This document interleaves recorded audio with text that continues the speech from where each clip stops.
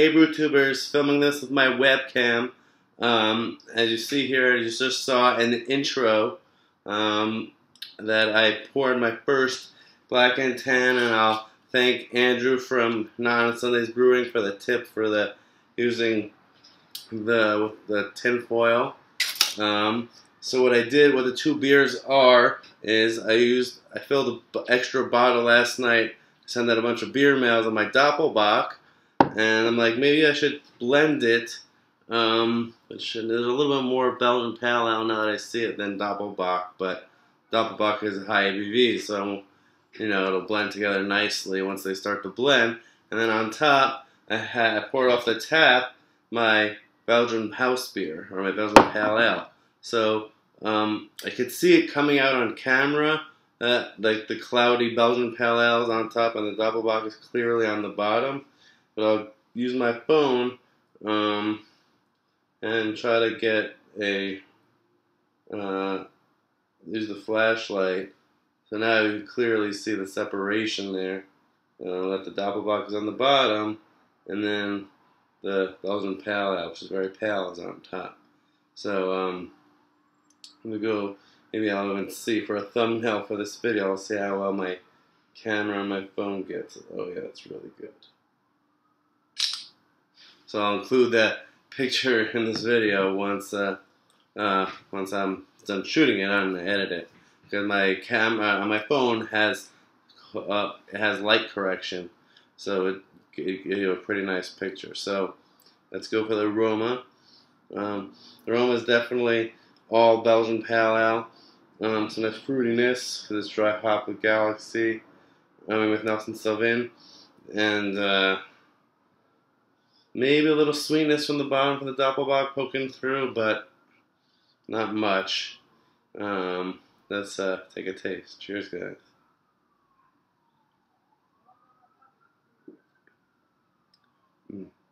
Interesting. That initial sip, the Doppelbock is already seeping through in terms of flavor, and it's getting some nice little extra sweetness, malty sweetness.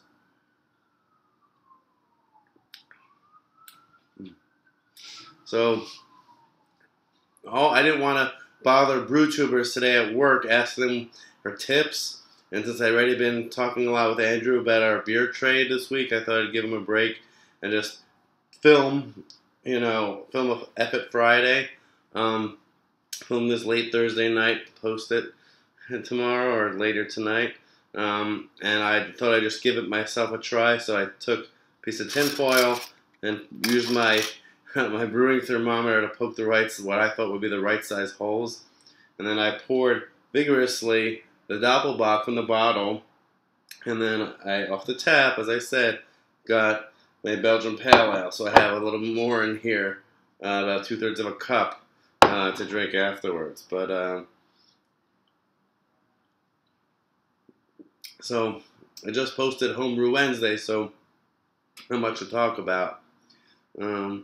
But I guess now that I figured this out, I'll try my best to do some Effort Fridays, more half and halves, and join. I was just because one of the reasons that was holding me back in the past was that when I tried to make half and halves or Black and Tans in the past, I was major failures. So I was a little intimidated. But now that so many people have been successful, and I was on my way home from work, I'm like, maybe let's try this. So, cheers to everybody, especially the man Dan Dislet's, or Let's Brew It, for coming up with this Epic Friday idea.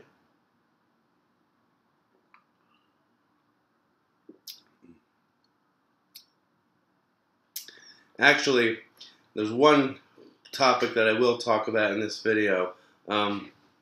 Just because people tend to add additional topics to these videos besides for just talking about the blend. So I'll have to come up with a name and name this video because I haven't really thought about it yet. I've heard a lot, and I was spurred by a comment. I'll put the person's name when I edit this video. About a lot of people keep saying I'm not a reviewer, before they post their first review, or if they post an actual craft beer review. But I'm talking mainly about home brewing because this is a brew tubing community. So I really don't like when people say that, because everyone's palate is developing at a different rate, and no one expects you, especially in the homebrewing community. Even craft beer, when you come to post a review, people would think that you would already have a good enough palate that you think it's good enough to assess a professionally made beer. But with homebrew, it doesn't really matter, because someone is handing you a beer to review, and then all they want you to do is to the best of your ability when you're filming a video to give what your experience of the beer is. So whether you can pull out a million flavors, a million aromas, talk about why you think there's a certain flavor and why not. Yeah, if you have that knowledge, do it. But don't sell yourself short, because the more practice you get, the more beers you try, the more homebrews you brew and try beers of your own and assess your own brews, the easier it'll be over time to then come into a review and have more to share and more to teach other people, that are less experienced than you. Just to finish this video off, again, I'll give out the shout outs just for this video. Maybe I'll use these videos to give shout outs. First of all, of course, again, to Dan Dislet's Let's Brew It. It's for starting this. Then to Andrew of Not on Sundays Brewing for the idea to use a tinfoil, and for going through all the my craziness when I get with a trade and I get anxious about work with all the details. And to Nate from Under the Table Brewing, I just want to wish you a public congratulations for getting the job in Georgia, and maybe because you'll be close to the East Coast, maybe you'll have some more business trips up north, and we'll get to see you more often. But either way, congratulations, Nate, and cheers to everybody, and on to more F It Friday videos. Cheers.